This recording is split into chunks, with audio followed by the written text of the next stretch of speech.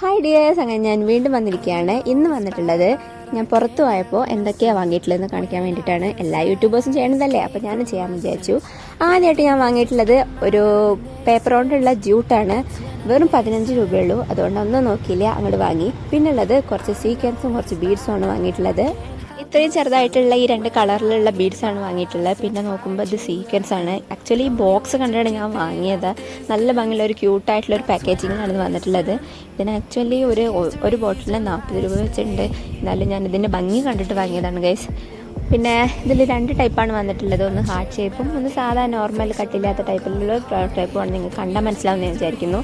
പിന്നെ കുറച്ച് ക്രാബാണ് വാങ്ങിയിട്ടുള്ളത്. ക്രാബ് സാധാ കണ്ട് ചെറിയ കുട്ടി ക്രാബും പിന്നെ നോർമൽ ഒരു ക്രാബും പിന്നെ ഇപ്പോൾ ട്രെൻഡിങ്ങിലായിട്ട് ഓടിക്കൊണ്ടിരിക്കുന്ന ഒരു ഫ്ലവർ ക്രാബ് ഉണ്ടല്ലോ, അതും ഇങ്ങനെ ഈ ഒരു കളറിൽ വന്നപ്പോൾ ഞാൻ അങ്ങോട്ട് വാങ്ങി. പ്ലാസ്റ്റിക്കി ആയിട്ടുള്ള ഒരു വൈറ്റ് കളറുള്ള ബീഡ്സാണ് വാങ്ങിയിട്ടുള്ളത്. പിന്നെ യൂസ് ചെയ്യാനൊന്നും തീരുമാനിച്ചിട്ടില്ല, എന്നാലും കണ്ടപ്പോൾ ഞങ്ങൾ വാങ്ങി അത്രേ ഉള്ളൂ. പിന്നെ ആക്ച്വലി കേസ് ഇത് എന്ന് പറഞ്ഞാൽ ലേസാണ്.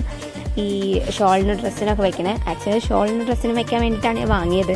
ഇങ്ങനെ റോൾ ചെയ്ത് വെച്ചപ്പോൾ എനിക്ക് ഭയങ്കര ഭംഗിയായിട്ട് തോന്നി. പ്രത്യേകിച്ച് ഈ ഗ്ലാസ്സിനൊക്കെ സ്യൂട്ടാവുന്ന കണ്ടുകൊണ്ട് ടേബിൾ ഡെക്കറായിട്ട് യൂസ് ചെയ്യല്ലോ, അതുകൊണ്ടാണ് വാങ്ങിയത്. പിന്നെ ഇത് 25 രൂപയുള്ളൂ. ഇതാണ് ഐസ്ക്രീം സ്റ്റിക്ക്. ഇത് കണ്ടപ്പോൾ ഒന്നും നോക്കിയില്ല, എനിക്ക് വാങ്ങാതിരിക്കാൻ പറ്റില്ല, ഞാൻ അങ്ങോട്ട് വാങ്ങി. പിന്നെ വാങ്ങിയിട്ടുള്ളത് ഇതാ ഒരു ഫ്രെയിമാണ്, ഒരു വൈറ്റ് കളർ ഫ്രെയിമാണ്. പിന്നെ ഉണ്ടല്ലോ ഇന്നത്തെ താരം വേണമെങ്കിൽ ഈ ബോക്സിന് പറയാം. ഇതാണ് വുഡൻ ആയിട്ടുള്ള ബാംബൂ ബോക്സാണ്. ആക്ച്വലി ഇത് ബാംബൂ വെച്ചിട്ട് തന്നെയാണ് ചെയ്തിട്ടുള്ളത്. വളരെ ക്യൂട്ടായിട്ടുള്ളത്. കണ്ടപ്പോൾ തന്നെ ക്രഷ് അടിച്ചു, ഒന്നും നോക്കിയില്ല, അങ്ങോട്ട് വാങ്ങി.